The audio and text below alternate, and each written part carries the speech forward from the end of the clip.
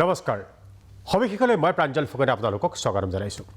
অসম বিধানসভাৰ নিৰ্বাচন সমাগত মাজত মাত্ৰ দুটা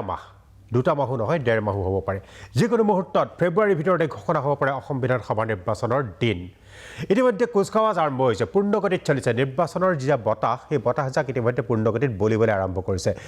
ৰাজনৈতিক দলসমূহৰ প্ৰাৰ্থিত্ব প্ৰত্যাশীসকলে আবেদন ইতিমধ্যে দাখিল কৰিছে আৰু ইতিমধ্যে বিজেপি মুখ্যমন্ত্ৰীয়ে ঘোষণা কৰিছে যে বিজেপিয়ে প্ৰাৰ্থী তালিকা ফেব্ৰুৱাৰীৰ মাজভাগত ঘোষণাই কৰিব কংগ্ৰেছক হয়তো সেই তেনেকুৱা এটা সময়তেই ঘোষণা কৰিব প্ৰাৰ্থী তালিকা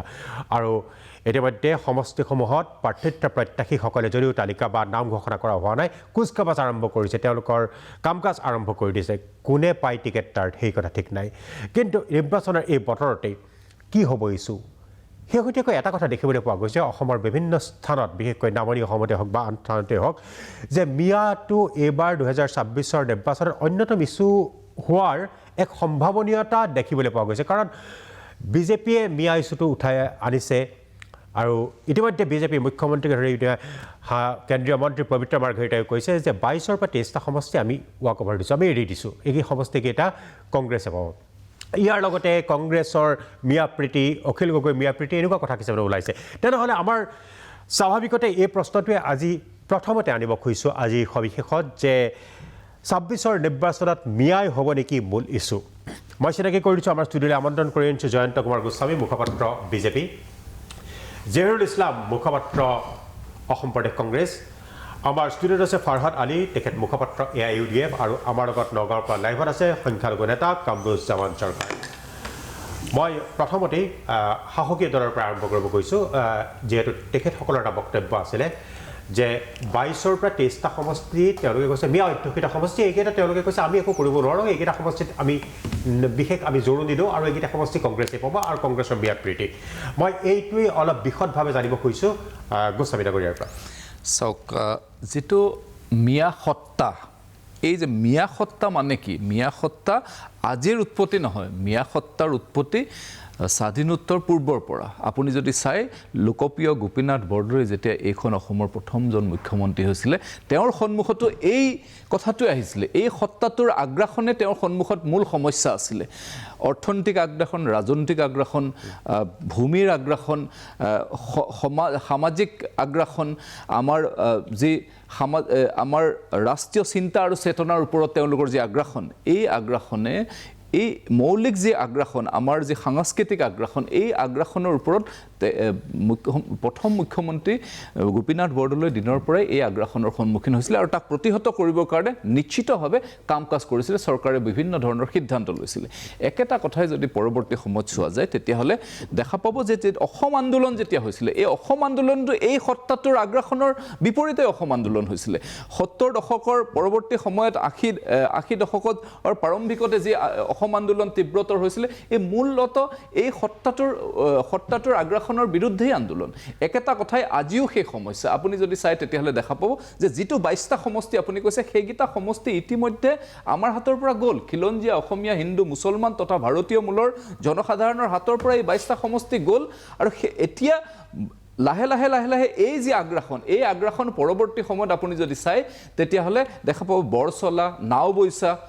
উজনি অসমৰ বৰচলা নাওবৈচা আপুনি যদি চাই সৰু পথাৰ এই অঞ্চলবিলাকলৈ এই যে মিয়া সত্তাৰ যি আগ্ৰাসন যে ৰাজনৈতিক অধিকাৰ সাব্যস্ত কৰিবৰ কাৰণে যি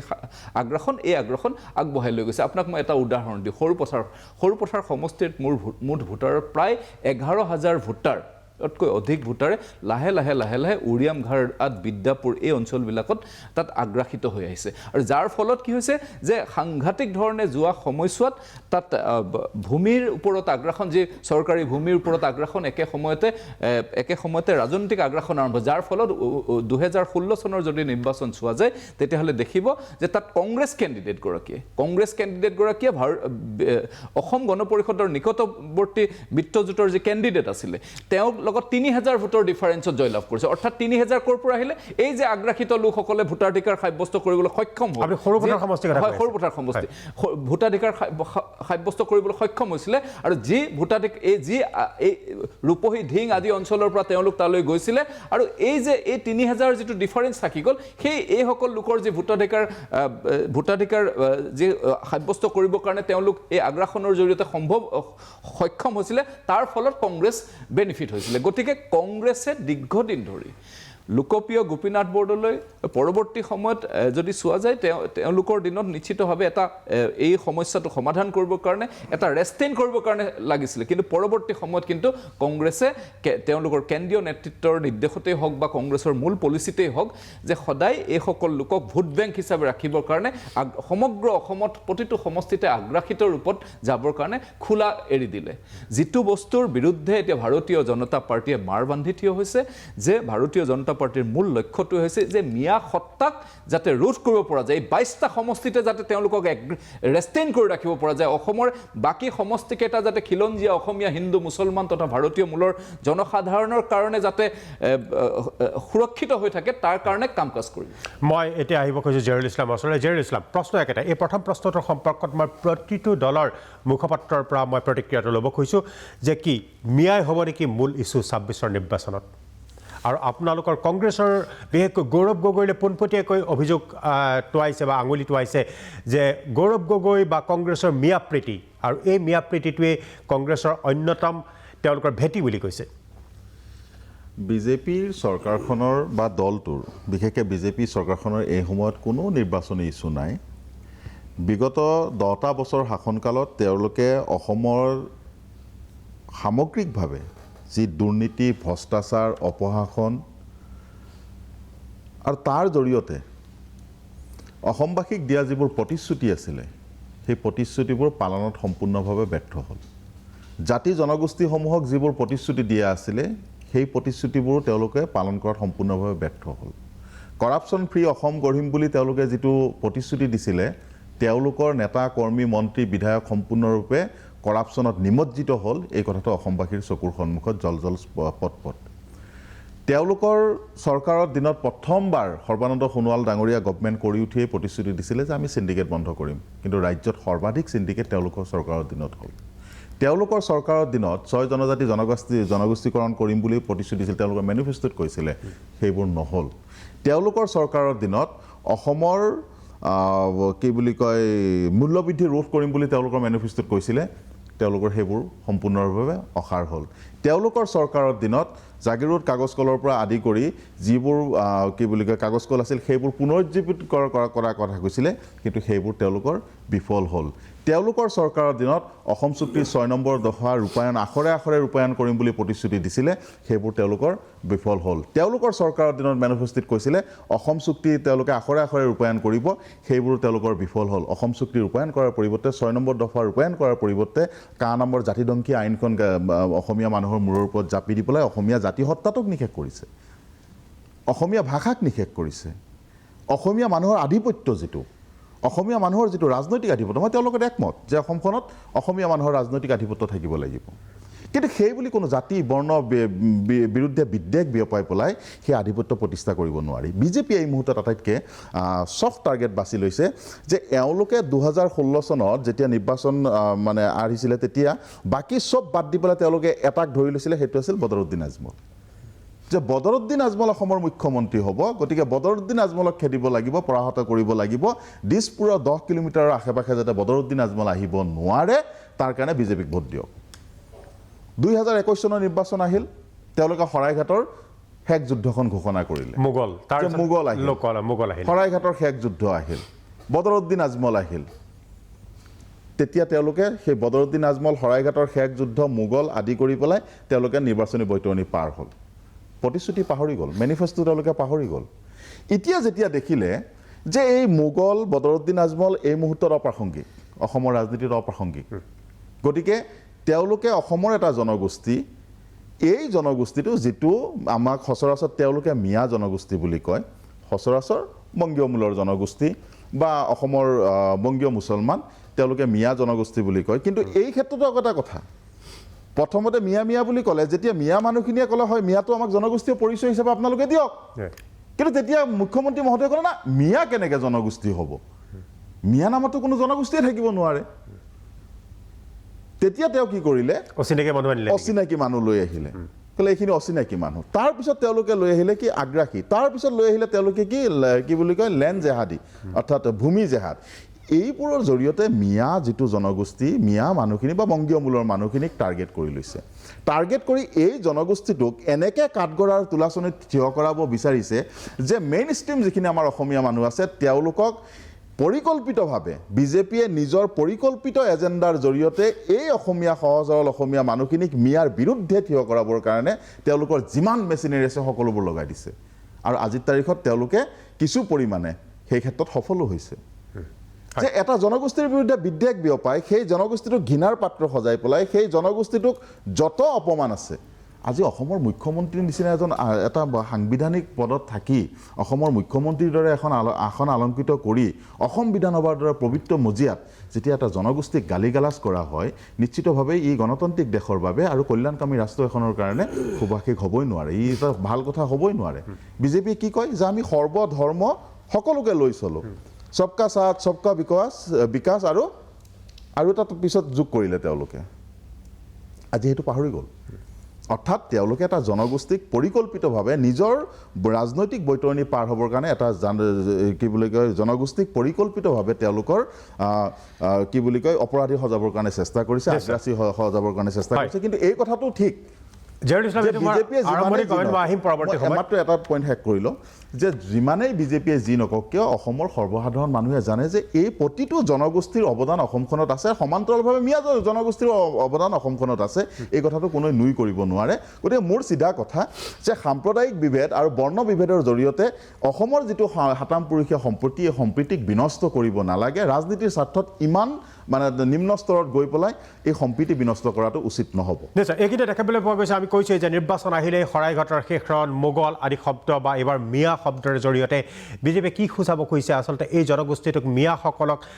বিৰুদ্ধে হিন্দু ভোটখিনি একত্ৰিত কৰাৰ এটা প্ৰয়াস নেকি? এই সম্পৰ্কৰ ৰাজনৈতিক বিশ্লেষকসকলে বিভিন্ন ধৰণৰ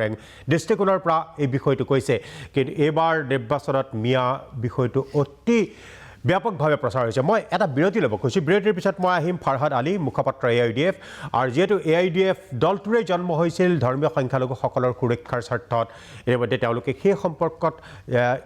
যথেষ্টখিনি সমৰ্থনো পাইছিলে, তেওঁলোকৰ যথেষ্ট বিধায়কো নিৰ্বাচিত হৈ গৈছিলে অসম বিধানসভালৈ। এই প্ৰসংগত সুধিম যে এইবাৰ মিয়াই AIDFক ভোট দিবনে বা সমৰ্থন কৰিবনে? কাৰণ ধুবুৰী লোকসভা সমষ্টিৰ নিৰ্বাচনে কিন্তু আন এক ৰূপহে দেখুৱায়। এটা বিৰতিৰ পিছত মই আহিম ফাৰহাদ আলীৰ ওচৰলৈ। বিৰতিৰ পিছত মই প্ৰাঞ্জল ফুকন পুনৰ উভতি আহিছোঁ সবিশেষলৈ। মই এবাৰ আহিছোঁ ফাৰহাদ আলীৰ ওচৰলৈ। মই কৈছোঁ মুখপাত্ৰ AIDF। ফাৰহাদ আলী কি ভাবে যে আপোনালোকৰ দলটো, মই বিৰতিলৈ যোৱাৰ আগতে কৈছিলোঁ যে ধৰ্মীয় সংখ্যালঘুৰ সুৰক্ষাৰ স্বাৰ্থত বা ধৰ্মীয় সংখ্যালঘুৰ হৈ কাম কৰাৰ স্বাৰ্থতে আপোনালোকৰ দলটোৰ জন্ম লাভ কৰিছিলে আৰু ধৰ্মীয় সংখ্যালঘুৰ সমৰ্থনো লাভ কৰিছিলে। কিন্তু ভাবেনে 2024ত যি তথাকথিত মিয়া বুলি কৈ আছে বিজেপিয়ে, সেই মিয়াসকল আচলতে বিজেপি বিৰোধী এক স্থিতিত অৱতীৰ্ণ হৈছে। তেওঁলোকে কাক ভোট দিব, কংগ্ৰেছক নে AIDFক? কাক বিশ্বাস কৰিব? হয়, আপোনাৰ কথালৈ যোৱাৰ আগতে মই এটা কথা ক'ব খুজিছোঁ যে আচলতে যোনটো এগ্ৰেশ্যন বুলি কোৱা হয় বাংলাদেশী মূলৰ পৰা, চাওক এটা ইতিহাস যদি খুচৰি চাই, বাংলাদেশ এটা অবিভক্ত ভাৰতবৰ্ষৰ অংশ আছিলে আৰু যেতিয়া বাংলাদেশৰ জন্ম কিন্তু ভাৰতবৰ্ষই দিলে। তাৰে পৰা যেতিয়া ইয়াত মানুহ লৈ অহা হৈছিলে ইয়াত কৃষিজীৱী খেতি কৰাৰ কাৰণে, সেই মানুহকেইটা আজিৰ সময়ত এই মিয়া জনগোষ্ঠীৰ পৰিচয়। আজিৰ সময়ত ম্যানমাৰ আমাৰ লগত নাই, চীন আমাৰ লগত নাই, আপোনাৰ অষ্ট্ৰেলিয়াৰ পৰা মানুহ ইয়াত আহিছে জনগোষ্ঠী। আপোনাৰ যোনটো মানে প্ৰব্ৰজনৰ যদি ইতিহাস চায়, তেওঁলোক ভাৰতীয়, কিন্তু এই অকল ধৰ্মীয় যোনটো টেগ লগাই তেওঁলোকক বাংলাদেশী বিভিন্ন নামেৰে নামাকৰণ কৰি থকা হৈছে। আচলতে বিষয়টো হৈছে যে ভাৰতীয় মূলৰ মানুহক 1971ৰ পিছত অহা কোনো এজন ব্যক্তিক মানে ভাৰতীয় সংবিধান তথা অসমৰ ৰাইজে একচেপ্ট কৰা নাই, আমি একচেপ্ট কৰা নাই। এতিয়া কথা হ'ল যে অসমৰ প্ৰেক্ষাপটত এই জনগোষ্ঠীৰ বিশাল এটা জনগোষ্ঠী আজিৰ সময়ত মুখ্যমন্ত্ৰী ডাঙৰীয়াই কৈ আছে 40% যিটো মানে অন ৰেকৰ্ড তেওঁলোকে কৈ আছে কথা হ'ল এই 40% মানুহৰ ৰাজনৈতিক অধিকাৰ তাৰপিছত আপোনাৰ শৈক্ষিক বা যেনেকুৱা আপোনাৰ ন্যায়ৰ ক্ষেত্ৰত হওক ইমানখিনি পিছ পৰি থকাৰ পিছত এই জনগোষ্ঠীটোৱে এটা পলিটিকেল মুভমেণ্টৰ কথাটো চিন্তা কৰিছিল যে নাই আমি সকলোৰে লগত মানে সমিল মিলেৰে আগুৱাই যাবৰ কাৰণে আমাৰ পলিটিকেল ভইচৰ দৰকাৰ তো সেই হিচাপে AIDFৰ জন্ম হৈছিল অকল মিয়া জনগোষ্ঠীৰ বুলি নহয় যে অসমৰ নিষ্পেষিত জনতাৰ স্বাৰ্থত AIDFৰ জন্ম হৈছিলে সেই হিচাপত ৰাইজে আমাক যথেষ্ট সমৰ্থন দিছে আৰু সমৰ্থনৰ বিনিময়ত আমি এটা কাম কৰিছোঁ যে আমাৰ যি আবেগ আমাৰ যি আচলতে ন্যায়ৰ আমাৰ যি অধিকাৰৰ কথাটো অসম বিধানসভা তাৰপিছত পাৰ্লিয়ামেণ্টত এই কথাবিলাক উত্থাপন হৈছে যিটো ৰেকৰ্ডেড হৈ আছে কিন্তু এই আন্দোলনটো এটা মিনিমাম টাইম পিৰিয়ডৰ দৰকাৰ আছে যে আমি কেতিয়াও চৰকাৰৰ অংশীদাৰ হ'ব পৰা নাই গতিকে আমি আন্দোলন কৰি গৈছোঁ তাৰপিছত কথা হ'ল যে আন্দোলনৰ জৰিয়তে কিছুমান ইয়াৰ মাজতে কিছুমান চেঞ্জ আহিছে যে আমাৰ বিধায়কসকলে আমাৰ যিবিলাক সমষ্টিৰ পৰা নিৰ্বাচিত হৈ আহিছে তাত কিছু পৰিৱৰ্তন আমি দেখা পাইছোঁ তাৰ লগে লগে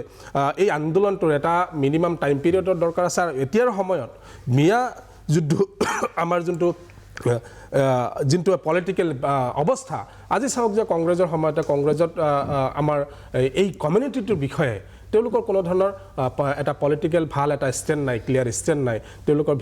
এটা দীঘলীয়া সময় তেওঁলোক শাসন কৰিছে সেই শাসনকালত এই জনগোষ্ঠীটোৰ যিবিলাক সমস্যা সৃষ্টি কৰি থৈ গৈছে সেই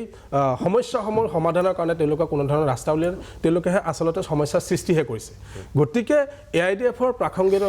প্ৰাসংগিকতাটো খুবেই আছে আৰু AIDFক এইবাৰ এইকাৰণে একচেপ্ট কৰিব যে এটা ভয়েচ এটা প্ৰতিবাদী কণ্ঠ হিচাপে আমাৰ থকাৰ দৰকাৰ আছে এই নিষ্পেষিত 40% মানুহৰ আৱাজৰ কাৰণে কিন্তু ধুবুৰীত লোকসভা নিৰ্বাচনত আপোনালোকৰ প্ৰত্যাখ্যান কৰিলে নাই ধুবুৰীৰ কথাটো হৈছে যে তেতিয়াৰ সময়ত বিজেপি যি স্বৈৰাচাৰী শাসন ব্যৱস্থা বিজেপিৰ যি এক হিন্দু মুছলমানৰ ৰাজনীতি তাত অতিষ্ঠ হৈ মানুহে বিচাৰিছিল যে নাই কংগ্ৰেছ আমাৰ যদি ছফ্ট এটা শত্ৰু হয়ও তথাপি কংগ্ৰেছ গভৰ্ণমেণ্টত আহক তাৰ স্বাৰ্থতহে তাত ৰাইজে কংগ্ৰেছৰ ভোট দিছিলে কিন্তু কংগ্ৰেছৰ ৰকিবুল হুছেইন ডাঙৰীয়াক যেনেকৈ ভোট দিছিল ঠিক তাৰ পিছৰ মুহূৰ্ততে তেওঁ সেই ধুবুৰীৰ প্ৰত্যেকজন ভোটাৰে কিন্তু এইটো তেওঁলোকে এটা অনুধাৱনো কৰি আছে যে আমাৰ দ্বাৰা কিন্তু আটাইতকৈ ডাঙৰ ভুল হৈ গ'ল আমি যিজন আপোনাৰ MPক নিৰ্বাচিত কৰি পঠিয়ালোঁ তেওঁ আমাৰ সমস্যাৰ কথা নকৈ তাতকৈ কেৰমৰ কথা তাতকৈ লুডু খেলৰ কথা বিভিন্ন কথা তেওঁ সময়ে সময়ে কৈ আহিছে গতিকে আমাৰ সমস্যাৰ কথা ৰকিবুল হুছেইন ডাঙৰীয়া বিগত সময়ছোৱাত এটাও পাৰ্লিয়ামেণ্টত দাঙি ধৰা নাই এই বিষয়ে ধুবুৰীৰ ৰাইজে অৱগত হৈছে তাৰ এনচাৰটো নিশ্চয়কৈ এইবাৰ বিধানসভাত ৰাইজে দিব গতিকে আমি বিচাৰিছোঁ যে সমিল মিলৰ এটা অসম হওক তাত এই জনগোষ্ঠীটোৰ আমাৰ অধিকাৰৰ হকে আমাৰ যে 22টাৰ হয় আমি AIDFে মুখ্যমন্ত্ৰী ডাঙৰীয়া অকল হিন্দু মুছলমান কৰাৰ স্বাৰ্থত আটাইতকৈ চাওক বিজেপিৰ শাসনকালত আটাইতকৈ ডাঙৰ আঘাতটো কৰিছে আমাৰ ভাতৃত্ববোধত অসমীয়া জাতিটো ধৰ্মৰ ভিত্তিত ডিভাইড কৰাৰ কাৰণে তেওঁলোক উঠি পৰি লাগিছে অথচ অসমীয়া জাতি গঠন প্ৰক্ৰিয়াটো যদি চায় তেতিয়াহ'লে প্ৰত্যেকটো জাতি জনগোষ্ঠী মিলি ইয়াত আপোনাৰ জাতি গঠন হৈছিলে আৰু আপুনি চাব যে অসম আন্দোলন হৈছিলে অসম আন্দোলনৰ সময়ত আপোনাৰ যিবিলাক শ্বহীদক আজি তাত শ্বহীদ তোৰণ গঠন কৰিছে বনাইছে তাত ভাল পাইছোঁ কিন্তু 6000 মানুহ শ্বহীদ হৈছে তাতে 6000 এটা জনগোষ্ঠীৰ মানুহ মৃত্যু হৈছে তাৰ বিষয়ে কিন্তু তাত কোনো ধৰণৰ উল্লেখ নাই ক'ত হোৱা বুলি ক'লে ভাৰতীয় আজি চাওক 6000 মানুহ ক'ত শ্বহীদ আজি গোটেই অসমত তেতিয়া ৰিপৰ্ট আছে 1 ঘণ্টা 6 ঘণ্টাৰ ভিতৰত তাত মানুহ মৃত্যু হৈছিলে গতিকে এই যে তাত কিন্তু প্ৰত্যেকজন ভাৰতীয় মানুহ এজনতো বাংলাদেশী মানুহ নহয় গতিকে এই যে জাতিটো যে সময়ে সময়ে এনেকৈ আমাৰ অন্যায় আমাৰ ওপৰত কৰা হৈ আহি আছে এই বিষয়বিলাক আমি তুলি ধৰিবৰ কাৰণে পলিটিকেল ৰিপ্ৰেজেণ্টেশ্যন আমাৰ দৰকাৰ আছে গতিকে সেই এটা আন্দোলনটো বজাই আগুৱাই লৈ যাবৰ কাৰণে আৰু অসমীয়া জাতিৰ লগত সমিল মিলেৰে আগুৱাই যাবৰ কাৰণে পলিটিকেল ৰিপ্ৰেজেণ্টেশ্যন আমাৰ দৰকাৰ আছে আৰু সেই হিচাপে AIDFক আমাৰ নিশ্চয়কৈ ৰাইজে আমাক সঁহাৰি জনাব নিশ্চয় মই এবাৰ আহিব খুজিছোঁ কামৰুজ্জামান চৰকাৰৰ ওচৰলৈ ধৰ্মীয় সংখ্যালঘু নেতা তেখেত এগৰাকী আৰু বিশেষকৈ কামৰুজ্জামান চৰকাৰ আপোনাৰ বিষয়টো যদি আমি চাবলৈ যাওঁ যে চামগুৰি সমষ্টিৰ উপনিৰ্বাচনৰ সময়ত আপুনি এটা বিশেষ ভূমিকা লৈছিলে আৰু বিশেষকৈ এগৰাকী সংখ্যালঘু নেতা হিচাপেও আপুনি জড়িত হৈ আছে যে আপুনি কি ভাবে যে বিজেপিয়ে এইবাৰ বিশেষকৈ মিয়া ইছ্যুটো ইমান বেছিকৈ তেওঁলোকে কৈছে আৰু যিহেতু কৈছে যে 22টাৰ পৰা 23টা সমষ্টিত এইবাৰ তেওঁলোকে ৱাকঅভাৰেই দি দিছে যে এই ধৰণৰ মিয়া ইছ্যুটোৱে বিজেপিক লাভান্বিত কৰিব বুলি আপুনি ভাবে নেকি আপুনি নিজে এগৰাকী সংখ্যালঘু নেতা আচ্ছা কথাটো হ'ল খুব গুৰুত্বপূৰ্ণ কথা কাৰণ যিটো মিয়া ইছ্যু এই মিয়া ইছ্যুটো ইতিমধ্যে বিজেপিয়ে সৃষ্টি কৰা কোনো ইছ্যু নহয় মিয়া ইছ্যুটো হৈছে কংগ্ৰেছে পূৰ্বৰ পৰাই এই মিয়া শব্দটো কংগ্ৰেছে ইছ্যু কৰি আনা এটা শব্দ কাৰণ কংগ্ৰেছে বিভিন্ন সময়ত এই জাতিটোক লৈ পেলাই আজি স্বাধীনতাৰ পিছৰ পৰা আৰম্ভ কৰি যদি আপুনি চাব যায় সেই তাৰ পিছৰ পৰাই মিয়া জাতিটোক কংগ্ৰেছে ভোট বেংক হিচাপে ব্যৱহাৰ কৰি মিয়া জাতিটোক এনেকুৱা এটা প্ৰেক্ষাপটলৈ লৈ গৈছে যাত নেকি মিয়া বুলি কোনো জাতি নাই য'ত নেকি আমি ধৰ্মীয় হিচাপে মুছলমান আমি সংখ্যালঘু আমি অসমীয়া কিন্তু এই ভাগ কোনে আনিছে আজি গোটেই অসমখনত যি মিয়া শব্দটো লৈ যি নেকি ভাগৰ এটা ৰাজনীতি কৰিছে এই গোটেইখিনি ৰাজনীতিৰ মূলতো হৈছে কংগ্ৰেছ কাৰণ চাওক কংগ্ৰেছে অসমৰ মিয়া সমাজক বিভিন্ন সময়ত ভোট ভিত্তিক ৰাজনৈতিক সংৰক্ষণৰ দাবী আৰু জনসংখ্যাৰ পৰিৱৰ্তনৰ মাধ্যমতে উৎসাহিত কৰিছে ইয়াৰ ইতিহাস যদি আপুনি ধাৰাবাহিকভাৱে চাব যায় 20 শতিকাৰ আৰম্ভণিৰ পৰাই আজিলৈকে চলি আহিছে তো সেই কথাবিলাক যদি আপুনি বিশ্লেষণ কৰিব যায় আপোনাক মই এটা কথা উল্লেখাই দিব বিচাৰিছোঁ আজিৰ যিহেতু ইতিমধ্যেই আমাৰ দুজনকৈ পেনেলিষ্ট আমাৰ আছে কংগ্ৰেছৰ এজন আছে আমাৰ ভাৰতীয় জনতা পাৰ্টিৰ গোস্বামী দা আছে জহিৰুল ইছলাম ডাঙৰীয়াও আছে কিন্তু জহিৰুল ইছলাম ডাঙৰীয়াই যিটো কথা কৈছে মই এই কথাত কেইটামান কথা সংলগ্ন কৰিব বিচাৰিছোঁ আজি মিয়া জাতিটো ইমান সংকটত কিয় আজি সুদীৰ্ঘ সময় প্ৰায় 75 বছৰ কাল কংগ্ৰেছে শাসন কৰিলে এই শাসন কৰাৰ সময়খিনিক এই আপোনাৰ ধানৰ মাটি চৰকাৰী ভূমি ফৰেষ্ট লেণ্ড আপোনাৰ মন্দিৰৰ মাটি নামঘৰৰ মাটি এই মাটিখিনিত যিখিনি মানুহক অবৈধভাৱে সংস্থাপন দিছিল খালি মিয়া মানুহকে দিবৰ কাৰণে ঠাই পালেনে এইখানি মন্দিৰৰ যিখিনি মাটি আছে আজি আমাৰ নগাঁও জিলাতেই লাগি আছে বৰদোৱা এখন আমাৰ যিখন শংকৰদেৱৰ জন্মস্থান তাত যিখিনি মানুহক সংস্থাপন দিছে তাত 99% মানুহকেই এইখিনি মানুহ মুছলমান মূলৰ মানুহ এই মানুহখিনিক যে আজি কংগ্ৰেছে এই মানুহখিনিক যে সংস্থাপন দি এই মানুহখিনিক যে বিপদগ্ৰস্ত কৰিছিলে আজি সন্দেহৰ আৱৰত আনি পেলাই ঠেলি দিছিলে ইয়াক কোনে আনিছিলে একমাত্ৰ কংগ্ৰেছে আনিছিলে আৰু কংগ্ৰেছে মানুহখিনিক জন্মৰ হাৰত কোনো বাধা দিয়া নাছিলে জন্মৰ ক্ষেত্ৰত কোনো বাধ্যবাধকতা কৰা নাছিলে শিক্ষাৰ দিশত কোনো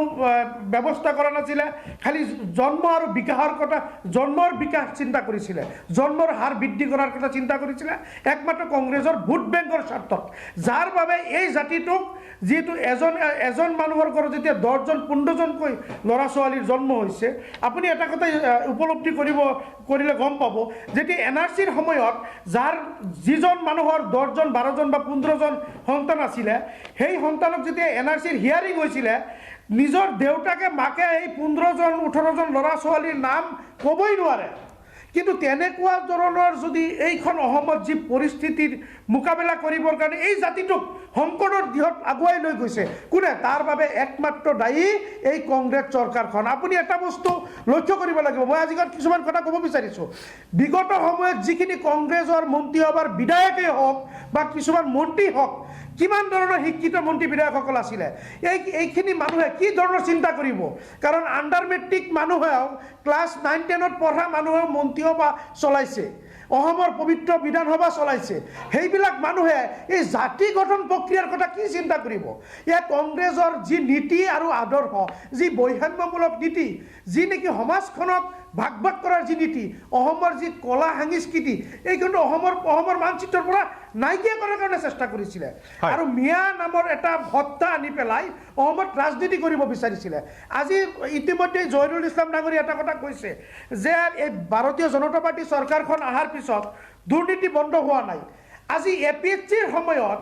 এনেকুৱা মানুহে APSCৰ কেলেংকাৰী যি APSCৰ কেলেংকাৰী হৈছিলে সেই APSCৰ কেলেংকাৰী কাৰ দিনত হৈছিলে কংগ্ৰেছ চৰকাৰৰ দিনত হৈছিলে না ডক্টৰ হিমন্ত বিশ্ব শৰ্মাৰ নেতৃত্বাধীন বা সৰ্বানন্দ সোণোৱাল নেতৃত্বাধীন চৰকাৰখনৰ দিনত হৈছিলে আজি সেইখন দুৰ্নীতি কোনে বন্ধ কৰিছে আজি কেইজন মন্ত্ৰী বিধায়ক বা ডাঙৰ ডাঙৰ অফিচাৰৰ ল'ৰাই APSC চাকৰি পাইছে আজি যদি আপুনি প্ৰেক্ষাপট চাব যায় আজি যিখন মেধাৰ ভিত্তিত যিখন উপযুক্ত দক্ষ ব্যক্তিসকলে এই আজি APSCৰ চাকৰি পাবলৈ সক্ষম হৈছে আজি 1.5 লাখতকৈ অধিক মানুহক ভাৰতীয় জনতা পাৰ্টি তথা হিমন্ত বিশ্ব শৰ্মা নেতৃত্বাধীন চৰকাৰখনে চাকৰি দিছে তাততো কোনো জাতিভেদ দেখা নাই নহয় কামৰুজ্জামান ৰাজনৈতিক এটা বস্তু দেখুৱাই দিয়ক মই চৰকাৰ কাৰ্যসূচী নহয় মই গোস্বামী জহিৰুল ইছলাম ডাঙৰীয়া এটা বস্তু দেখুৱাই দিয়ক যে বিজেপি চৰকাৰৰ দিনত দুৰ্নীতি ক'ত হৈছে এটা বস্তু দেখুৱাই দিয়ক ঠিক আছে মই আহি আছো মই পুনৰ আহি আছো আপোনাৰ ওচৰতে কথাটো টানি আনাৰ কাৰণে মই কথাটো উপস্থাপন কৰিছো মই আচলতে জয়ন্ত গোস্বামীৰ ওচৰলৈ যাব লাগিছিলে এতিয়া জয়ন্ত গোস্বামী ডাঙৰীয়া মই যাম আপোনাৰ ওচৰলৈ কিন্তু পোনপটীয়াকৈ কংগ্ৰেছক জগৰীয়া কৰিছে যিটো মিয়া ইছ্যুটো বিজেপিৰ সৃষ্টি বুলি সাধাৰণতে উঠি আছে অভিযোগ কিন্তু এইবাৰ কামৰুজ্জামান চৰকাৰে পোনপটীয়াকৈ কৈছে কংগ্ৰেছ ইয়াৰ বাবে দায়ী মই জহিৰুল ইছলামৰ পৰা ইয়াৰ প্ৰতিক্ৰিয়াটো লৈ মই জয়ন্ত গোস্বামীৰ ওচৰলৈ যাম এটা বিৰতিৰ পিছত মই প্ৰাঞ্জল ফুকন পুনৰ উভতি আহিছোঁ সবিশেষলৈ ইতিমধ্যে আমি যিটো কথা কৈছোঁ যে মিয়া যিটো ইছ্যু সেই ইছ্যুটো নিৰ্বাচনৰ কাৰণে বিজেপিয়ে সৃষ্টি কৰিছে বা বিজেপি আনিছে যিটো তেওঁলোকৰ লাভ হ'ব বুলি ভাবে কিন্তু এতিয়া কামৰুজ্জামান চৰকাৰ যিজন ধৰ্মীয় সংখ্যালঘু নেতা তেওঁ কিন্তু পোনপটীয়াকৈ ইয়াৰ এইটো বিজেপিৰ শ্ৰেষ্ঠ নহয় কংগ্ৰেছ শ্ৰেষ্ঠ বুলি কংগ্ৰেছৰ ওপৰত পোনপটীয়াকৈ অভিযোগ আনিছে যে এই মিয়া ইছ্যুটো আনি কংগ্ৰেছেহে লাভান্বিত হ'ব গৈছে জহিৰুল ইছলাম মানে মই আপোনাক আগতেই কৈছিলোঁ যে বিজেপি কিমান মানে হেৰিত আছে টেনশ্যনত আছে বিজেপি এইবাৰ 2026 চনৰ নিৰ্বাচনক লৈ কিমানখিনি টেনশ্যনত আছে এই কথাটো মই অলপ আগত কৈছিলোঁ আপোনাক আৰু সেই কথাটো প্ৰমাণ হ'ল যে কোন আছিলে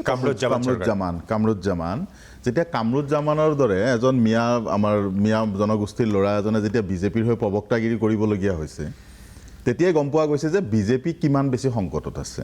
আৰু 2 নম্বৰ কথা কামৰুজ্জামান ডাঙৰীয়া আপুনি যিমানেই বিজেপিৰ হৈ প্ৰবক্তাগিৰি নকৰক কিয় আপোনাক বিজেপিয়ে মিয়া বুলিয়েই ক'ব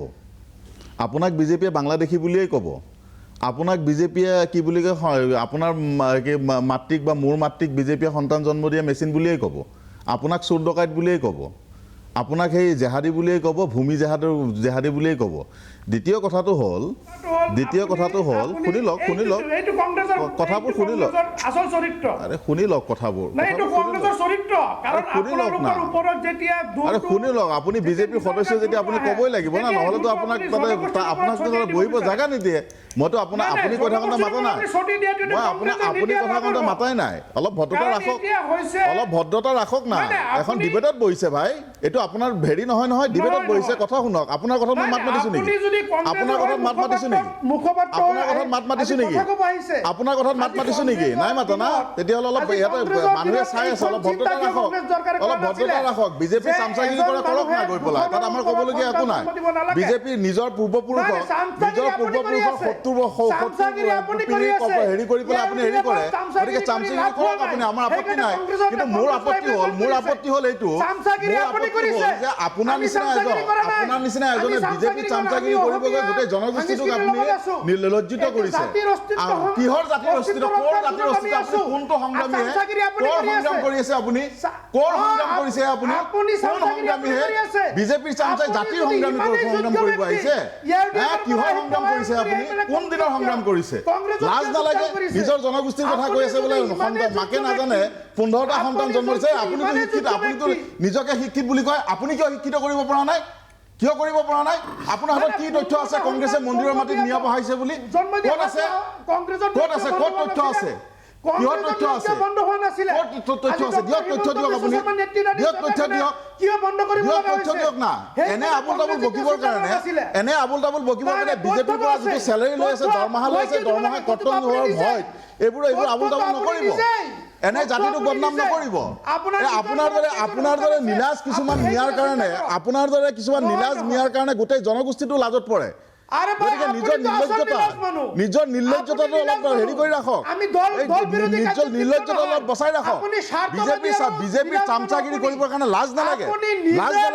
যিটো দলৰ চামচাগিৰি কৰে সেই দলে আপোনাক 14 কোটি গালি পাৰে লাজ নালাগে বিতৰ্ক হ'ব কিন্তু বিতৰ্কত এনেকুৱা হ'ব নালাগে দৰ্শকে একো বুজি নাপায়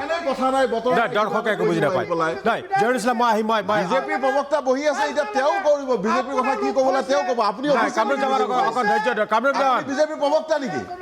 আপুনি বিজেপিৰ প্ৰবক্তা নেকি আপুনি বিজেপিৰ প্ৰবক্তা নেকি আপুনি বিজেপিৰ প্ৰবক্তা নেকি আপুনি বিজেপিৰ প্ৰবক্তা নেকি এইটো ক্লিয়াৰ কৰক আপুনি মই কংগ্ৰেছৰ প্ৰবক্তা আপুনি বিজেপিৰ প্ৰবক্তা নেকি আপুনি বিজেপিৰ প্ৰবক্তা নেকি আপুনি বিজেপিৰ প্ৰবক্তা নেকি বিজেপিৰ প্ৰবক্তা ইয়াত বহি আছে বন্ধুবৰ্গ গোস্বামী ডাঙৰীয়া আপুনিতো প্ৰবক্তা নহয় গতিকে বিজেপিৰ প্ৰবক্তাগিৰি কৰক তাতে গৈ পেলাই যি কৰিবলগীয়া আছে মই তথ্যভিত্তিক কথা কৈছো কিহৰ মই তথ্য তথ্যভিত্তিক কৈছো কি তথ্য কৈছে আপুনি যদি ইমানে কি তথ্য আছে দিয়ক তথ্য দিয়ক কি তথ্য আছে কি তথ্য আছে দিয়ক মই জয়ন্ত গোস্বামীৰ ওচৰলৈ আহিব গৈছোঁ এক মিনিট জহিৰুল ইছলাম কামৰূপ জামান আৰু জহিৰুল ইছলাম এক মিনিট মই আহিম পুনৰ আহিম মই জয়ন্ত গোস্বামীৰ ওচৰলৈ জয়ন্ত গোস্বামী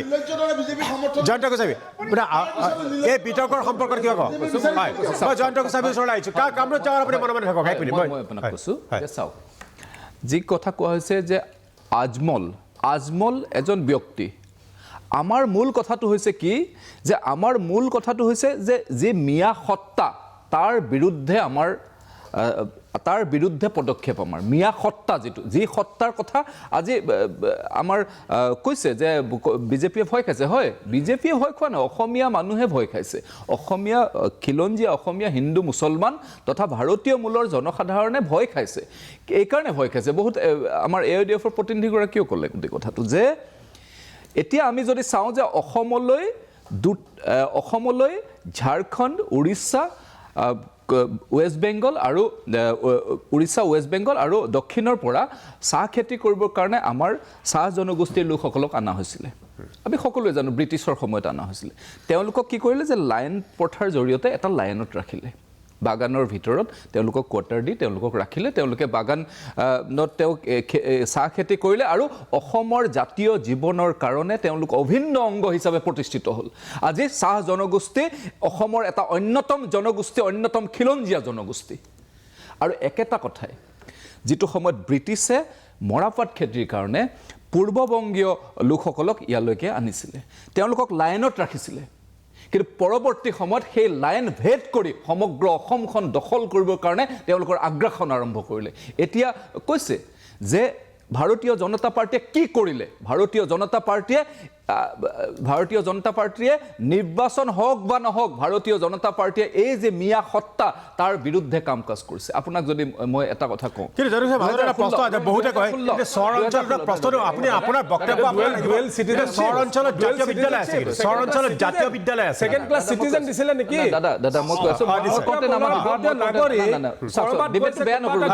বক্তব্যটো শুনি লওক কিন্তু চহৰ অঞ্চলত জাতীয় বিদ্যালয় আছে কিন্তু সেকেন্ড ক্যাটাগৰি সিটিজেন প্ৰাঞ্জল দা মই অনুৰোধ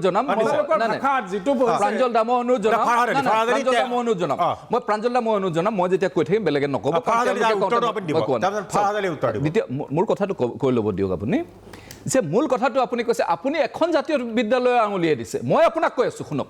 যে আজি কাজিৰঙা আমাৰ অভিমান আমাৰ স্বাভিমান অসমীয়া মানুহৰ অভিমান স্বাভিমান সেই কাজিৰঙা দখল কৰি লৈছিলে এইসকলে মিয়া লোকে তেতিয়া কংগ্ৰেছে কি বাক্য কৰিছিলে তেতিয়া কংগ্ৰেছে কৰিছিলে যে কাজিৰঙাত কোনো বেদখল নাই এই কথাটো কংগ্ৰেছৰ ষ্টেটমেণ্ট আছিলে 2007 চনত যেতিয়া গুৱাহাটী উচ্চ ন্যায়ালয়ে ডাইৰেকশ্যন দিলে যে কাজিৰঙাৰ যিটো বুঢ়া পাহাৰ ডাউনষ্ট্ৰীম তাৰ পৰা উচ্ছেদ কৰিব লাগে আৰু তাৰ পিছত কংগ্ৰেছে দীৰ্ঘদিন ৰাখি থলে 2016 চনত যেতিয়া ভাৰতীয় জনতা পাৰ্টি চৰকাৰ হ'ল তেতিয়া কাজিৰঙাৰ পৰা সেইসকল মিয়া লোকক তাৰ পৰা উচ্ছেদ কৰিলে স্বাভিমান ৰক্ষা কৰিলে আজি এটাও গড় হত্যা যোৱা সময়ছোৱাত হোৱা নাই সেইটো ভাৰতীয় জনতা পাৰ্টিক অসমত চৰকাৰ গঠন কৰিবৰ কাৰণে জনসাধাৰণে যি উদ্দেশ্যত সুবিধা দিছিলে সেই উদ্দেশ্য আমি পালন কৰিম মানে গড় হত্যা মিয়াৰ দ্বাৰা কৰা হৈছে বুলি নিশ্চিতভাৱে আপুনি যদি চাই যোৱা সময়ছোৱাত আপুনি যদি চাই আপোনাৰ অন ৰেকৰ্ড পইণ্টটো বিৰতে গড় হত্যা মিয়াৰ দ্বাৰা কৰা হৈছে বুলি আজিৰ এই টক চক কিটা ষ্টেটমেণ্ট প্ৰমাণ দি দিয়ক না প্ৰমাণ দি দিয়ক আপুনি কওঁতে মই কোৱা নাই নহয় ৰ'ব এতিয়া মূল কথাটো হৈছে এইটো তাৰপিছত বৰদোৱা আমাৰ গুৰুজনাৰ সেই সাতাম পুৰুষীয়া বৰদোৱা সত্ৰ সেই সাতাম পুৰুষীয়া বৰদোৱা সত্ৰক চাৰিওফালে ঘেৰি ধৰিলে কোনে এই মিয়া সত্তাই ঘেৰি ধৰিলে তাক উচ্ছেদ কৰা হৈছে আৰু উচ্ছেদ কৰি সমগ্ৰ অসমৰে চৰকাৰী ভূমি PGR বনাঞ্চলৰ পৰা 1,45,000 বিঘা মাটি মুক্ত কৰা হৈছে সেইকাৰণে ভাৰতীয় জনতা পাৰ্টি চৰকাৰখনক জনসাধাৰণে শাসনত আনিছিলে সেই উদ্দেশ্যে ভাৰতীয় জনতা পাৰ্টীয়ে কৰি দেখালে একেটা কথাই আপুনি যদি চাই তেতিয়াহ'লে দেখা পাব যে এই যে সত্তাৰ যি আগ্ৰাসন এই সত্তাৰ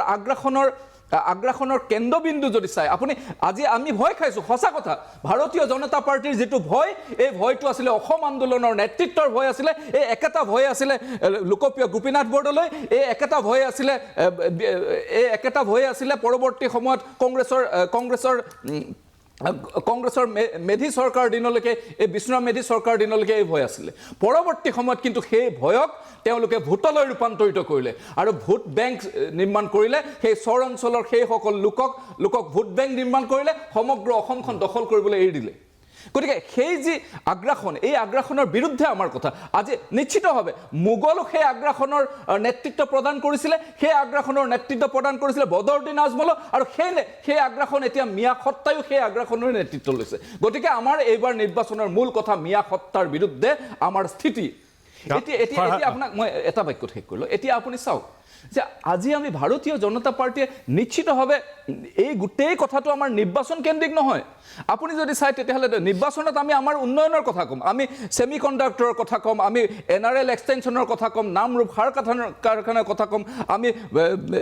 ব্ৰহ্মপুত্ৰৰ ওপৰত 6খন দলং নিৰ্মাণৰ কথা ক'ম আমি আমাৰ উন্নয়নৰ কথা ক'ম 3000 কিলোমিটাৰ আমাৰ যি ৰাস্তা নিৰ্মাণ কৰিছে তাৰ কথা ক'ম নিৰ্বাচনত উন্নয়নৰ কথা ক'ম একেটা কথাই কিন্তু জাতিটোৱে বিচৰা যিটো কথা যে জাতিটোৰ সুৰক্ষিত ভৱিষ্যত সেই সুৰক্ষিত ভৱিষ্যত নিশ্চিতভাৱে ভাৰতীয় জনতা পাৰ্টীয়ে জন্মলগ্নৰ পৰা কাম কৰিছে আৰু সেই গোটেই কথাটোৱে ভাৰতীয় জনতা পাৰ্টীয়ে আগুৱাই লৈ যাব হয় বিজেপিয়ে এনেকৈ এই পইণ্টটো চুই যাব যে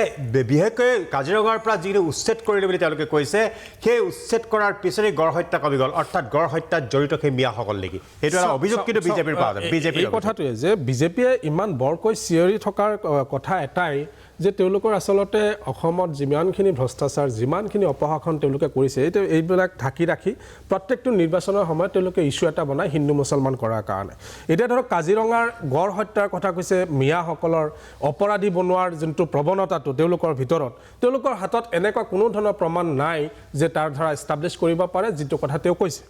এতিয়া ধৰক যে শংকৰদেৱ বৰদোৱাৰ কথা তেওঁ উল্লেখ কৰে বাৰে বাৰে শংকৰদেৱৰ আদৰ্শ তেওঁলোকৰ ভিতৰত আছে নেকি শংকৰদেৱেতো হিন্দু মুছলমান একত্ৰিত কৰি এটা বৰ অসমৰ চিন্তা কৰিছিলে কিন্তু আজি 40% মানুহক তেওঁলোকে সদায় এটা ছাইডত থাকি সদায় মুছলমানৰ নামত আপোনাৰ ছাইড কৰি বৰ অসমৰ কথাটো তেওঁলোকে যোনটো এটা উন্নয়নশীল অসমৰ কথা চিন্তা কৰে সেই কথাটো কোনো দিনে প্ৰেক্টিকেল কথা নহয় এই কথাটো অসমৰ ৰাইজে ভালকৈ অনুধাৱন কৰা উচিত আপোনাৰ এই যে মিয়াসকলক সদায় এটা অপৰাধী তাৰপিছত আপোনাৰ এগ্ৰেশ্যনৰ কথাবিলাক কৈ মেলি আজিৰ সময়তো নিৰ্বাচন তেওঁলোকে জিকিব খুজিছে অকল তেওঁলোকৰ ক্ষমতা হিমন্ত বিশ্ব শৰ্মাৰ যোনটো কেৰেক্টাৰটো আমি চাইছোঁ তেওঁ তৰুণ গগৈয়ে তালি তুলি ডাঙৰ কৰা মানুহজনে তৰুণ গগৈক কেনেকৈ লেং মাৰিলে অসমৰ ৰাইজক তেওঁ কৈছিলে যে মই 21ত নিৰ্বাচন নেখেলোঁ সেই মানুহজন আজিৰ সময়ত মুখ্যমন্ত্ৰী হৈছে এই মিছলীয়া মুখ্যমন্ত্ৰীজন ক্ষমতাৰ খকত তেওঁ মুছলমান হিন্দু মুছলমানৰ ভাগ কৰি অসমখন এনেকুৱা বিভক্ত কৰি থৈ গৈছে অসমখনক এনেকৈ আপোনাৰ ভাগ কৰি থৈ গৈ আছে যিটোৰ কাৰণে অসমে ভৱিষ্যতে ভুগিব লাগিব গতিকে এই 40% মানুহক বাদ দি বদৰুদ্দিন আজমল কৈছে মই মোগলৰ কথাটো মোগলৰ লগত বদৰুদ্দিন আজমলৰ কোনটো সম্পৰ্ক হ'ল তেওঁলোক অকল মোগল বিভিন্ন শব্দবিলাকৰ জৰিয়তে মানুহক আৱেগিক কৰে বদৰুদ্দিন আজমল অসমখনৰ কাৰণে যিমানখিনি তেওঁৰ অৱদান আছে কওক যে বিজেপি কোনোবা এজন মানুহৰ আছে কওক যে বিজেপি তেওঁলোকে কোনোবা এজন মানুহে অসমৰ শৈক্ষিক ক্ষেত্ৰখনে ইমানখিনি কৰিছে বদৰুদ্দিন আজমল চাহাব অকল তেওঁৰ দাড়ি টুপি থকাৰ কাৰণে এটা জনগোষ্ঠীৰ কাৰণে ইমানখিনি কৰি থকাৰ পিছত শৈক্ষিক ক্ষেত্ৰত ইমান আগুৱাই অনাৰ ক্ষেত্ৰত যিমানখিনি অৱদান আগবঢ়াইছে তাৰ পিছত তেওঁক নক্সাত কৰিছে অকল মুছলমানৰ কাৰণে গতিকে অসমখন হিন্দু মুছলমানৰ ঠাই কেতিয়াও নাছিলে সেই ইউপি ষ্টাইলৰ যোগী আদিত্যনাথৰ ষ্টাইলটো আনি হিন্দু মুছলমান কৰি বিভক্ত কৰি অসমখনক উন্নয়নশীল দেশৰ পৰা আপোনাৰ এটা দেশৰ ৰাজ্যৰ পৰা খালৈ কাটি আজিৰ সময়ত অসমখন কিমান টকাৰ ঋণত আছে কিমান হাজাৰ কোটি টকাৰ ঋণত আছে গতিকে এইখিনি কথা কোনজন ধৰ্মীয় সংখ্যালঘু মানুহক আগস্থান দিছে মই ইউডিএফৰ প্ৰবক্তাজনক সুধিব বিচাৰিছো কংগ্ৰেছৰ মুখপাত্ৰ মই লাজ পাইছোঁ আপুনি বিজেপিৰ হৈ ইমানখিনি ইকুৱালিটি কৰি আছে একদম ক্ষমা কৰিব দেই আপোনাৰ লগত লাগিব মোৰ মন নাই আপুনি ইউডিএফৰ ইতিমধ্যে কৈছে শুনক আপুনি কংগ্ৰেছে আমাৰ প্ৰতি কৰা অন্যায় কথাটো আমি কওঁ তাৰ কাৰণে মই বিজেপিৰ মুখপাত্ৰ হ'ব যোৱা নাই কংগ্ৰেছে কৰা অন্যায়ৰ কথা আমি কওঁ কংগ্ৰেছে কৰা অন্যায়ৰ কথা আমি সদায় কওঁ তাৰ কাৰণে আপোনাৰ নিচিনাকৈ বিজেপিৰ হৈ কাম কৰিবলৈ মই যোৱা নাই কথা হ'ল আপুনি আপোনাৰ কি মন্তব্য কৰি জেল খাটিব লগা হৈছিল ইউডিএফৰ ডিঙৰ বিধায়কে দেশ বিৰোধী সাম্প্ৰদায়িক মন্তব্য কৰি জেল খাটিব লগা হৈছিল আপুনি প্ৰমাণ কৰক না আপুনি প্ৰমাণ কৰক অসমত ইমান 100টা কেছ আছে হিমন্ত বিশ্ব শৰ্মা স্বৈৰাচাৰীভাৱে তেওঁলোকক জেলত ভৰাইছে হিমন্ত বিশ্ব শৰ্মা যদি সাহস আছে তেওঁলোকক কোৰ্টত প্ৰমাণ কৰক আপুনি কি ক'বলৈ আহিছে কোৰ্টত প্ৰমাণ কৰক তেওঁ দেশদ্ৰোহী বুলি কোৰ্টত প্ৰমাণ কৰক যোৱাকালি এটা দেশদ্ৰোহীৰ কেছত এৰেষ্ট হোৱা মানুহ যোৱাকালি এটা কেছ ডিছমিছ হৈছে গতিকে এলিগেশ্যন লগাই সেইটো পাব্লিচিটি কৰাত বিজেপি আগৰ পৰাই খুব মানে এক্সপাৰ্ট সেইটো আমি জানো গতিকে দেশদ্ৰোহীৰ কেছত আজিৰ সময়তো যিবিলাক মানুহ এৰেষ্ট কৰি আছে সেইটো ডাঙৰ কথা সময় আজিৰ সময়ত আমি চাম যে কিছুমান ইনচিডেণ্ট হয়তো এইটো আমি ভাবি থৈছোঁ কিছুমান এনেকুৱা চাম যে কৰবাৰ পৰা টেৰৰিষ্ট উঠাই লৈ আহিছে কৰবাৰ পৰা বাংলাদেশৰ লগত সম্পৰ্ক আজিৰ সময়ত এৰেষ্ট হ'ব তেনেকুৱা পৰিৱেশ আহিছে এইবিলাক নেৰেটিভ সৃষ্টি কৰা হয় অকল হিন্দু মুছলমান কৰাৰ কাৰণে আপুনি বিজেপিৰ হৈ ওকালতি কৰা বন্ধ কৰক ভাল পাব ৰাইজে মই তেওঁকে ডাইৰেক্ট সুধিব কৈছোঁ যে কামৰূপ যাৱাৰ আপুনি বিজেপিৰ হৈ ওকালতি কৰিছে নেকি আপুনি বিজেপিৰ হৈ ওকালতি কৰিছে নেকি আৰু কংগ্ৰেছৰ গা জ্বলে এই বস্তুটো বুজি নাপাওঁ সঁচা কথা ক'ব গ'লে কংগ্ৰেছ আৰু ইউডিএফ আপুনি বিজেপিৰ হৈ ওকালতি কৰাৰ অভিযোগ আহিছে কামৰূপ জামান আপোনাৰ বিৰুদ্ধে নাই চাওক সঁচা কথা ক'ব গ'লেতো অভিযোগ আহিবই কাৰণ কংগ্ৰেছত তেনেকুৱা এটা সময়ত কংগ্ৰেছত তেনেকুৱা উপযুক্ত ব্যক্তিৰ অভাৱ আছিলে আজি ক্লাছ 9-10ৰ মানুহে মন্ত্ৰী সভা চলাইছে সি কি বুজি পাব অসমৰ ভাৰতৰ সংবিধান আজি ইউডিএফৰ তেনেকুৱা কিছুমান বিধায়ক আছে আজি ইউডিএফৰ এটা কথা কৈছে ইউডিএফৰ মুখপাত্ৰজনে এনেকুৱা কথা কৈছে যে ইউডিএফে দলে যিটো অভিযোগ দিছে ভাৰতীয় জনতা পাৰ্টীৰ চৰকাৰখনৰ ওপৰত যে হিমন্ত বিশ্ব শৰ্মাক লেং মাৰি গৈ পেলাই তেখেত মুখ্যমন্ত্ৰী হৈছে হিমন্ত বিশ্ব শৰ্মা হৈছে ভাৰত পলিটিচিয়ানৰ ভিতৰত এজন দক্ষ উপযুক্ত ব্যক্তি যাৰ নেতৃত্বত গোটেই অসমৰ সকলো জাতি জনগোষ্ঠীয়ে মানি লৈছে একমাত্ৰ কংগ্ৰেছৰ নেতাৰ বাহিৰে অসমৰ ৰাইজক ঠগি খোৱা মুখ্যমন্ত্ৰী হিমন্ত বিশ্ব শৰ্মাৰ আপোনাৰ সম্পত্তি হিচাপ হিমন্ত বিশ্ব শৰ্মাৰ অসমৰ আজিৰ সময়ত কিমান টকা ঋণত আছে আপুনি হিচাপটো লওক কংগ্ৰেছে এনেকুৱা এটা কাম দেখাই দিয়কচোন নিশ্চয় কামৰূপ জামান এক মিনিট এইখিনি মই বিৰতি ল'ম জহিৰুল ইছলামৰ ওচৰলৈ আহিম মই পুনৰ এটা বিষয় লৈ এটা বিৰতি লওঁ আপুনি খন্তেক ৰ'ব মই বিৰতি ল'ব কৈছোঁ বিৰতিৰ পিছত মই জহিৰুল ইছলামৰ ওচৰলৈ পুনৰ আহিম যে এইবাৰ নিৰ্বাচনত যিহেতু দেখা গৈছে যে বিজেপিয়ে ইতিমধ্যে ঘোষণা কৰিছে যে মিয়াৰ ভোট আমাক নালাগে বা এনেকুৱা ধৰণৰ কথা এই ধৰ্মীয় সংখ্যালঘু এই লোকসকলে এইবাৰ কাক বিশ্বাসত ল'ব কাৰণ ৰাজনৈতিক তেওঁলোকৰ নিৰাপত্তাৰ প্ৰয়োজন আছে অৰ্থনৈতিক নিৰাপত্তাৰ প্ৰয়োজন আছে সেইখিনি দিব পৰাকৈ কংগ্ৰেছৰ হাতত কি আছে এটা বিৰতিৰ পিছত মই প্ৰাঞ্জল ফুকন পুনৰ উভতি আহিছোঁ সবিশেষলৈ আমি আজি সবিশেষত আলোচনা কৰি আছোঁ যে 2026ৰ যি অসম বিধানসভা নিৰ্বাচন আৰু মাত্ৰ 1.5-2 মাহৰ পিছতে অনুষ্ঠিত হ'ব এই নিৰ্বাচনত মিয়াই এটা মূল ইছ্যু হ'ব নেকি মই কংগ্ৰেছৰ মুখপাত্ৰ জহিৰুল ইছলামৰ ওচৰলৈ আহিছোঁ বিশেষকৈ চাওক বিজেপিয়েতো পোনপটীয়াকৈ ঘোষণা কৰি দিলে মিয়া সত্তাৰ বিৰুদ্ধে তেওঁলোকে যুঁজ দিব বা নিৰ্বাচন হওক বা নহওক যুঁজি যাবই দ্বিতীয়টো কথা 22ৰ পৰা 23টা অসমৰ সমষ্টি তেওঁলোকে এৰি দিছে সেইকাৰণে মই সুধিব কৈছোঁ যে এই ধৰ্মীয় সংখ্যালঘু তেওঁলোকে যিটো মিয়া সম্প্ৰদায় বুলি কয় এইসকলে ৰাজনৈতিক আৰু অৰ্থনৈতিকভাৱে তেওঁলোকক নিৰাপত্তা দিবলৈ বা তেওঁলোকক সুৰক্ষা দিবলৈ যিসকল ভাৰতীয়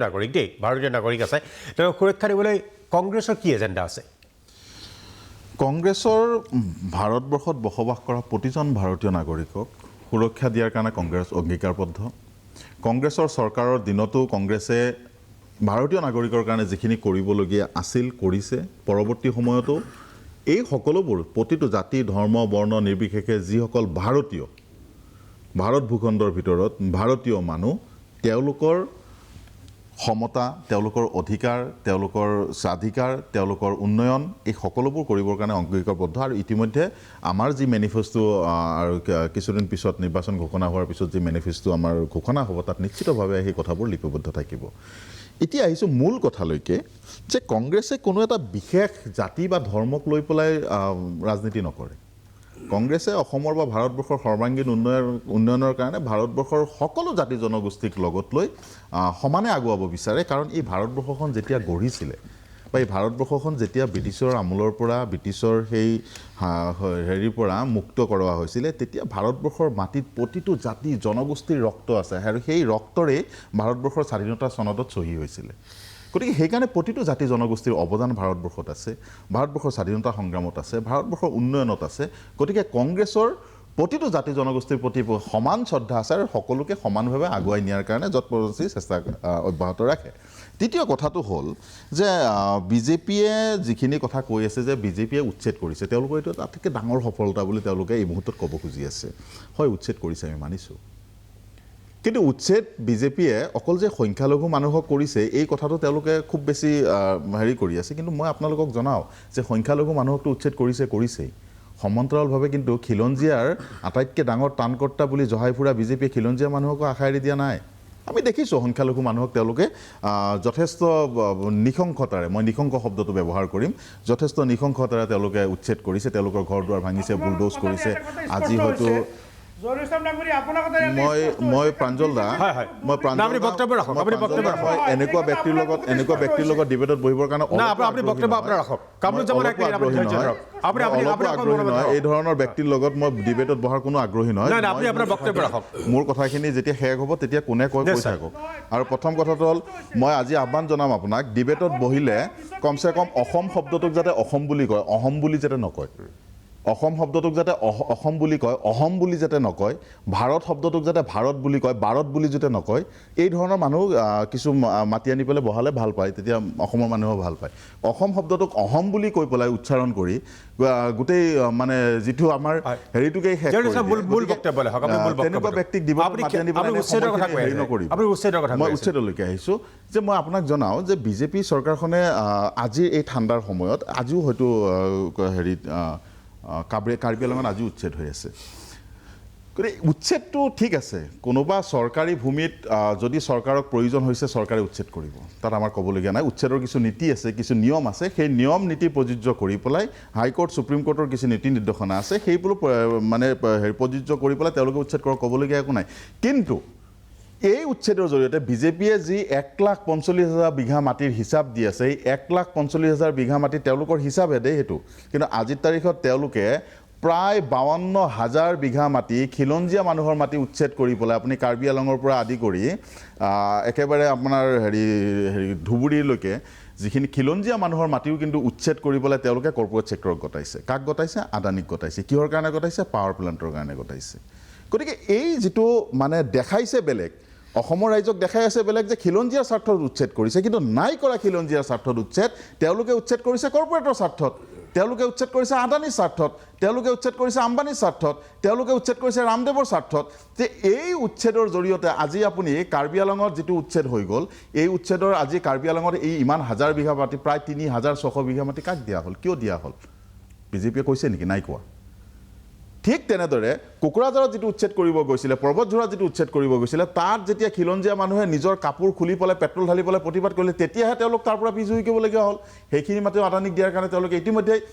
সকলোবোৰ শেষ কৰিছিলে। গতিকে আজিৰ তাৰিখত বিজেপিয়ে গোটকে প্ৰায় 52,000 বিঘা মাটি কৰ্পৰেট ছেক্টৰত গতাইছে, অকল তেওঁলোকৰ কৰ্পৰেট দৃষ্টি ৰখাবৰ কাৰণে। বিজেপিয়ে খিলঞ্জীয়াৰ স্বাৰ্থত কৰা নাই। বিজেপিয়ে যদি খিলঞ্জীয়াৰ স্বাৰ্থত কৰে, আমি কি কৈছোঁ? আমি কংগ্ৰেছে কৈছোঁ যে বিজেপিয়ে যদি ইমানেই খিলঞ্জীয়াৰ কথা কয়, তেতিয়াহ'লে সিদিনা কাৰ্বি আংলংখন জ্বলিল। কাৰ্বি আংলঙত কি ক'লে? খিলঞ্জীয়া, কাৰ্বি, চাইনিজ গ' বেক। আমি কি কৈছিলোঁ? যে অসমত হয় কাৰ্বিৰ দৰে খিলঞ্জীয়া জনগোষ্ঠী এটাক ৰক্ষণাবেক্ষণ দিয়াটো অসমীয়া মানুহৰ, অসম চৰকাৰৰ নৈতিক দায়িত্ব। তাত যেতিয়া কাৰ্বি চাইনিজ গ' বেক হৈ গ'ল, এতিয়া কাৰ্বি চাইনিজ কোন? কাৰ্বিক চাইনিজ বুলি কোৱা হ'ল, কোনে ক'লে? এই কথাটো বিজেপিয়ে নকয়। এই কথাটো বিজেপিয়ে নকয়। খিলঞ্জীয়া মানুহৰ কথা কয়। শিলহাকো বিলত কি কৰিলে? শিলহাকো বিল উচ্ছেদ কৰিলে, কৰি পেলাই কি ক'লে যে ইয়াত মানে গোটেই বানপানীৰ পানীখিনি ইয়াত মানে হেৰি ষ্টপ হ'ব আৰু অসমৰ কি বোলে গুৱাহাটীৰ বানপানীৰ সমস্যা কমিল জানো? খিলঞ্জীয়া মানুহে অৰ্ধউলংঘ হৈ খিলঞ্জীয়া মহিলা অৰ্ধউলংঘ হৈ প্ৰতিবাদ কৰা নাই জানো আজি সেই কি বোলে উৰিয়াম ঘাটত উচ্ছেদ কৰা হ'ল উৰিয়াম ঘাটত উচ্ছেদ কৰি পেলাই আজি তাৰ মাটি কোনে লৈ গ'ল আজি আকৌ নগাই আহি পেলাই তাতে কি কৰিলে গছ ৰোপণ কৰিলে অসমৰ মুখ্যমন্ত্ৰী মহোদয় সিদিনাখন সোধা হ'ল মুখ্যমন্ত্ৰী মহোদয়ে ক'লে মই আৰু নাগালেণ্ডৰ মুখ্যমন্ত্ৰী এদিন যাম একেলগে বহিম আলোচনা কৰিম কিন্তু তাৰ আগলৈকে তাৰ পৰা অসমীয়া মানুহক খেদি দিয়া হ'ল আপোনালোকৰ টেলিভিশ্যন চেনেলত আপোনালোকে দিনটোৰে প্ৰচাৰ কৰিছিলে আৰু সেই মানুহখিনিয়ে ক'লে যে যিখিনি মিয়া মানুহ বুলি ইয়াৰ পৰা উচ্ছেদ কৰা হ'ল এই মানুহখিনি আছিল আমাৰ ঢাল আমাৰ হেঙাৰ যাৰ কাৰণে নগাই আমাক আমাৰ মাটি কাঢ়ি নিব পৰা নাছিলে গতিকে এই কথাখিনি মোৰ কথা নহয় এই কথাখিনি তাৰে মানুহৰ কথা আপোনালোকৰ চেনেলেৰে মই দেখিছোঁ আপোনালোকৰ চেনেলে মই শুনিছোঁ তাৰে ভুক্তভোগী মানুহৰ কথা গতিকে এতিয়া খিলঞ্জীয়া মানুহৰ স্বাৰ্থত কাম কৰিব লাগিব নিশ্চিতভাৱে কৰিব লাগিব সমান্তৰালভাৱে বিজেপিয়ে যেনেকৈ কয় যে কংগ্ৰেছ চৰকাৰে খিলঞ্জীয়াৰ কাৰণে একোৱেই কৰা নাই মই আপোনাক জনাই থৈ দিওঁ এই কংগ্ৰেছ চৰকাৰে অসমত প্ৰায় 32খন autonomous territorial and development council মিলি পেলাই প্ৰায় 32খন কংগ্ৰেছেই বনাইছে কিন্তু বিজেপিয়ে নিজৰ মেনিফেষ্টোত কৈছিলে যে আমি 6 জনজাতি জনগোষ্ঠীকৰণ কৰিম আমি কৈছিলোঁ যে আপোনালোকে সেইটোৱেই কৰক আপোনালোকে নতুনকৈ একো কৰিব নালাগে সেইটোৱেই কৰক কিন্তু কি কৰিলে ডাঙৰ টুপি এটা দি পেলাই থৈ দিলে আমি কৈছোঁ যে বিজেপিয়ে যদি ইমানেই খিলঞ্জীয়াৰ কথা কয় তেতিয়াহ'লে বিজেপিয়ে অসমখনক এতিয়াতো কেন্দ্ৰতো হেৰি আছে বিজেপি চৰকাৰ আছে অসমতো বিজেপি চৰকাৰ আছে সলনি কৰক না যি সলনি কৰিব লাগিছে সলনি কৰক অসমখন ট্ৰাইবেল ষ্টেট হিচাপে ঘোষণা কৰকচোন অসমৰ মুখ্যমন্ত্ৰীজনক ট্ৰাইবেলৰ কাৰণে সংৰক্ষিত কৰি দিয়কচোন চাওঁ কৰক তেতিয়াহ'লে যুগ যুগলৈকে সুৰক্ষিত হৈ থাকিব অসম আৰু অসমীয়া আমিও কওঁ কিন্তু সেইবোৰ নকৰি কৰিব কি যে এটা নিৰ্দিষ্ট দুৰ্বল জনগোষ্ঠী এটা শৈক্ষিকভাৱে অনগ্ৰসৰ এটা জনগোষ্ঠী এটাক তেওঁলোকে টাৰ্গেট বনাই ল'ব কি ক'ব বাংলাদেশী মূলৰ বাংলাদেশৰ পৰা অহা আৰে ভাই বাংলাদেশী মূলৰ পৰা তেওঁলোক সেই সময়ত বাংলাদেশৰ সৃষ্টি হোৱা নাছিল যি সময়ত আহিছিলে আজি যদি আমি কওঁ যে লালকৃষ্ণ আদৱানীৰ দৰে এজন বৰেণ্য ব্যক্তিক এজন কি বুলি কয় জ্যেষ্ঠ নেতাক মই ক'ম নেকি যে তেওঁ পাকিস্তানী মূলৰ বুলি তেওঁতো পাকিস্তানত জন্ম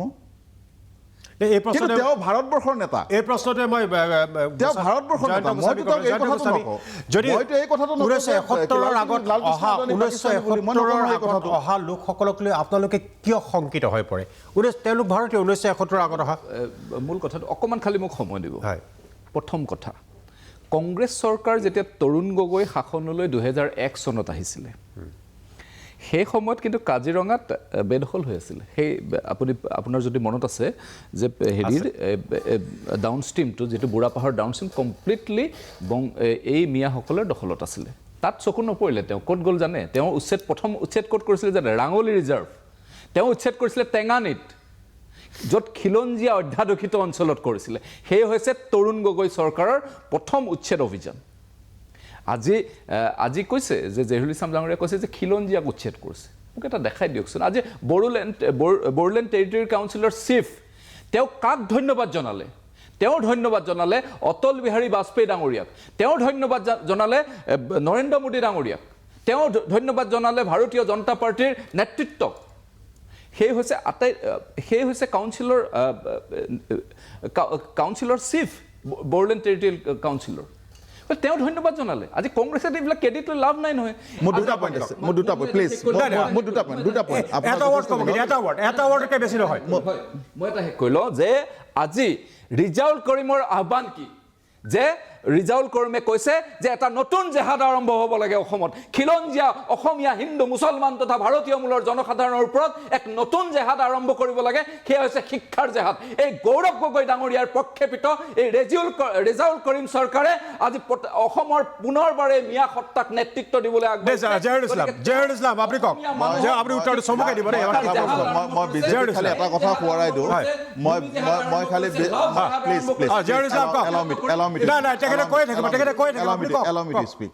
বিজেপিক মই এটা বস্তু সোঁৱৰাই দিব খুজিছোঁ কৈছে যে কাজিৰঙা 2016 বিজেপিয়ে উচ্ছেদ কৰিছে আৰু তাৰ পৰা বেদখলকাৰীক হেৰি কৰিছে মই বিজেপিক সোঁৱৰাই দিব বিচাৰিছোঁ যে এইখন অসম চৰকাৰে 16 কোটি 53 লাখ টকা কিন্তু সেইসকলকে দিছে অৰ্থাৎ সেইসকলকে দিছে নাই কোনো খিলঞ্জীয়াক নহয় তেওঁলোকক দিছে বিজেপিয়ে কৈছে বাখ্যাৰ সময় আমাৰ হাতত নাই সেয়েহে যে মিয়া প্ৰশ্নটো কিন্তু একেটাই থাকিব যে মোগল শৰাইঘাটৰ শেষৰণ এইবাৰ 26ত মিয়া মোগল শৰাইঘাটৰ শেষৰণ এইবাৰ 26ত মিয়াই এইবাৰ অসমৰ নিৰ্বাচনত মূল ইছ্যু হ'ব নেকি ইতিমধ্যে বিজেপিয়ে 22ৰ পৰা 23টা সমষ্টিৰ ৱাক অভাৰ দিলে মিয়া মূল ইছ্যু হ'ব নেকি অনাগত সময়ত দেখা যাব ইতিমধ্যে ৰাজনীতিত কিন্তু মিয়া শব্দটো বা মিয়া ৰাজনীতিয়ে এক বিশেষ প্ৰভাৱ লাভ কৰিছে সকলোকে ধন্যবাদ জনাই আজিলৈ সবিশেষৰ পৰা মই প্ৰাঞ্জল ফুকনে বিদায় লৈছোঁ ধন্যবাদ